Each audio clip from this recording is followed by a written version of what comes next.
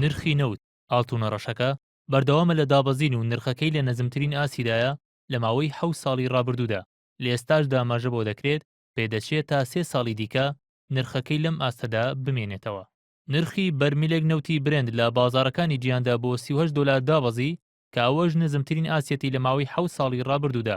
بۆ یەکەمین جار نییە نرخی نەوت بۆم ئاستا داببەزێ، بەڵکو لە ماوەی دەیان ساڵی ڕابردوودا بە چەندین هۆکاری جیاواز نرخی نەوت لەم ئاستە نزمتری تۆمار کردووە. نزمترین ئاسی نرخی نەوت لە مێژوودا دەگەرێتەوە بۆ ساڵی 1920 کە تێیدا نرخی بەرمیلێک نەوت بۆ 2 دلار دابەزی، ئەویش لە دوای کۆتایی هاتنی جەنگی یەکەمی جیهانی. نرخی نەوت لە ساڵی 1940 تا کۆتایی ساڵی 1970 لە نێوان 2 دلار و 50 سنت بۆ 3 دلاردا بوو. لە ساڵی 1973 دوایەوەی وڵاتانی بەرهەمهێنی نەوت بۆ هی هاوکاریکردنی ئەمریکا بۆ ئیسرائیل لە شەڕی نێوان میسر و ئیسرائیلدا بڕیاری ڕاگررتنی هەناردەکردنی نەوتیاندا بۆ ئەمریکا. بۆ یەکەمی جار لەو سەردەمەدا نرخی بەرمیلێک نەوت لە 3 دلارەوە بۆ 12 دلار بەرز بووە و لە ماوەی نێوان ساڵانی 1974 بۆ ساڵی 1970 نرخی نەوت لە نێوان 12 دلار بۆ 14 دلاردا بوو.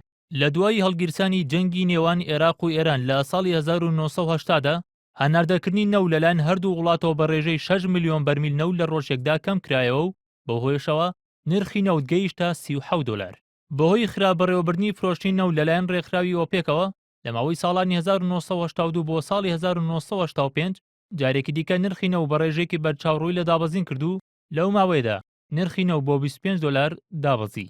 لە ساڵی 1986ەوە نرخی نەوت دابەزینی گەورەی تۆمار کردووە و ئەوەش دوایەوە هات ئۆپێک ئاماژەی بەوە کرد جەنگی نرخی نەوت لەلایەن وڵاتانی هەناردەکەری نەوتەوە سەریەڵداوە.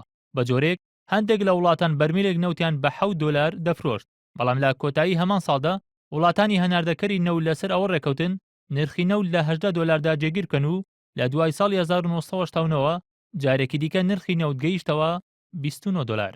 لە ماوەی نێوان ساڵانی 1990 بۆ ساڵی 1997 نرخی بەرمیلێک نەوت لە 20 دلاردا جێگیر بوو، بەڵام لە دوای ساڵی 1997 بۆی ئەو قەیراندارایی ئاسیای گرتەوە ئۆپێک بڕیاریدا بە بەرزکردنەوەی ڕێژەی هەناردەکردنی نەوت و هاوکات عێراقش لە بەرامبەر هەناردەکردنی نەوتدا خۆراکی وەردەگرت. بەهۆیەوە نرخی بەرمیلێک نەوت لە ساڵی 1990دا بۆ 11 دلار دابەزی. دواتر ئۆپێک بڕیاریدا بە کەمکردنەوەی ڕێژەی هەناردەکردنی نەوت و بۆ هێوە جارێکی تر نرخی نەوت لە ساڵی 2000دا بۆ 27 دلار بەرز بووەوە. لە دوای سەرەڵدانی قەیرانی ئابووری جیهانی لە ساڵی 2000 بۆ ساڵی 2008 داواکاری جیهانی لەسەر نەوت بە شێوەیەکی بەرچاو ڕووی لە بەرزبوونەوە کردو. بە جۆرێک لە ناوەڕاستی ساڵی 2008دا نەوت بەرزترین نرخی لە مێژوودا تۆمار کردو، نرخی بەرمیلێک نەوت گەیشتە 147 دلار. بەڵام لە کۆتایی هەمان ساڵدا بۆی کەمبوونەوەی ڕێژەی داواکاری لەسەر نەوت و خراببوونی ئابووری ئەمریکا نرخی نەوت جارێکی تر بۆ 40 دلار دابەزی.